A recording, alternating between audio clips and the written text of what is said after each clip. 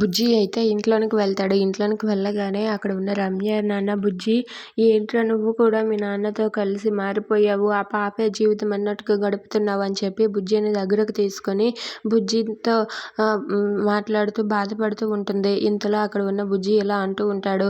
అమ్మ పాప చుట్టూ మస్కిటోస్ బోల్డన్ని తిరుగుతున్నాయమ్మా.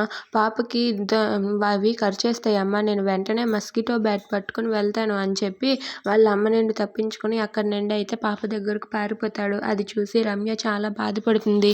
ఏంటి బుజ్జి ఇది?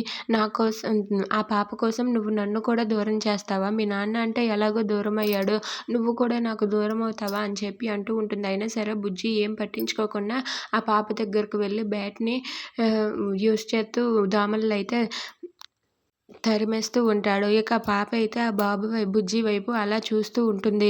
ఇక మల్లికకి ఏం కాకుండా కంటికి రెప్పలా కాపాడుకుంటూ ఉంటాడు బుజ్జి.